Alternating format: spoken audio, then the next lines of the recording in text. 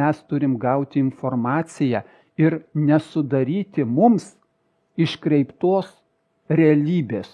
Kreivųjų veidrodžių karalystė, kai aš buvau mažas, TSRS laikais filmą žiūrėjau ir ne vieną kartą. Smagu, gražu mažam žiūrėti.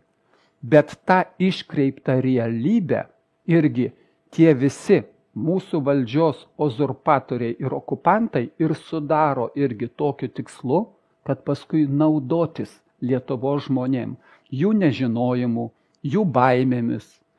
Šita metodika yra puikiai ištobulinta vakaruose. Ir jinai pavadinta demokratijos vardu.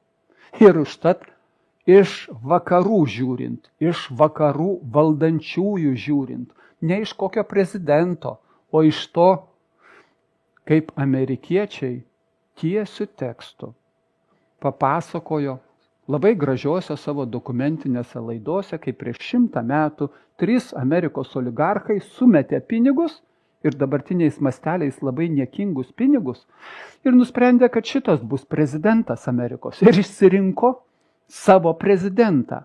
Tai pasaulio valdantieji šitokiu būdu, iškreipdami orientyrus ir iškreipdami realybę, valdo visus žmonės. Užtat pasakyti tiesos žodį ir yra didžiausias nusikaltimas. Bet tiesos žodį pasakyti nepakanka.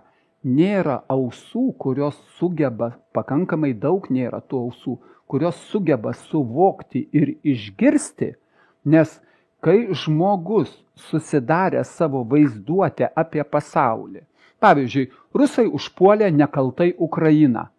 Vakarai čia nieko nekalti, NATO nekalti, o rusai pasielgė neteisingai.